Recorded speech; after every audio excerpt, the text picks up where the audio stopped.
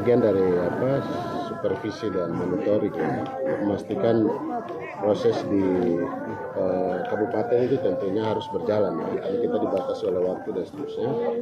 Dan hal yang lain pastinya bahwa kita tentunya berharap bahwa kehadiran saya di sini paling tidak memberi support kepada teman-teman Bawaslu di kabupaten, karena secara jujur bahwa kita juga mengetahui ya bahwa ada keberatan-keberatan di masyarakat, informasi bahkan penyampaian keberatan itu juga disampaikan ke Bawaslu RI.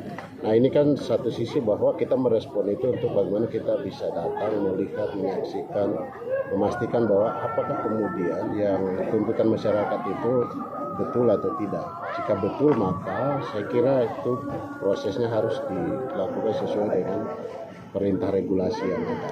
Karena satu hal yang perlu KPU dan Bawaslu memastikan bahwa menjaga kemurnian suara rakyat itu hal yang paling prinsip. Kita berharap satu suara di TPS itu harus sampai pada penetapan itu harus satu suara itu. Jika tidak maka itu tanggung jawab kita semua. Nah, di sisi yang lain saya kira memang sebenarnya daerah yang lain sama saja, semua dinamika itu sama saja. Tetapi ada riak-riak yang kemudian respon publik itu kan harus butuh jawaban kelembagaan. Oleh karena itu saya kira kita atensi di Papua. Saya berharap semua hal yang kalau ada kesalahan, ada kekeliruan atau ada kesengajaan juga harus diselesaikan di sini. Karena kita akan, kalaupun tidak diselesaikan, saya kira kan di provinsi pasti kita akan menunggu di sana untuk menyelesaikan itu. Kita menjawab keraguan publik terhadap proses pemilu, proses pemungutan dan rekapitulasi yang cenderungnya suara-suara publik kan kita harus respon. Nah, saya kira itu ya. Hal yang lain tentunya saya pastinya secara kelembagaan minta ke jajaran Bawaslu untuk laporan masyarakat terkait dengan pidana gas terus, jalan terus.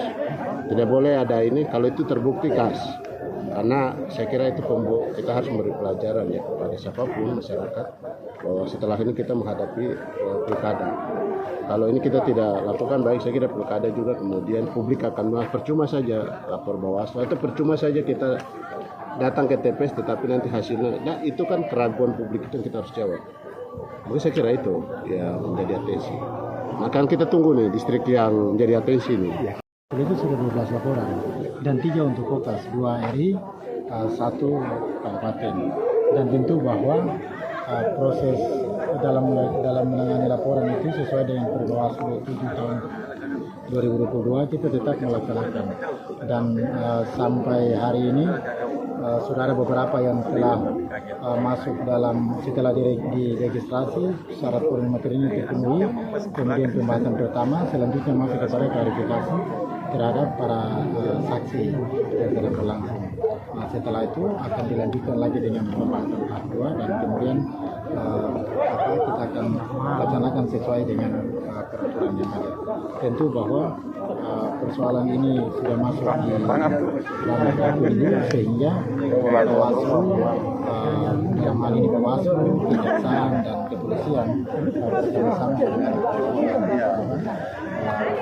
laporan yang ada dan apabila terbukti secara sah dan meyakinkan maka tentu ada sanksi hukum yang akan diterima oleh para pelaku. Jadi khusus untuk Kokas? Untuk Kokas mungkin atensi. Kokas itu sampai hari ini sudah dilakukan pemanggilan klarifikasi terhadap para terlapor para saksi. Nah, itu sudah kita melakukan pemanggilan klarifikasi. Dan tentu bahwa proses itu sementara berjalan sehingga yang pasti Bawaslu akan melaksanakan penanganan sesuai dengan peraturan perundang-undangan yang berlaku dan hasilnya akan kita sampaikan terkait dengan Download Tribun X sekarang, menghadirkan lokal menjadi Indonesia.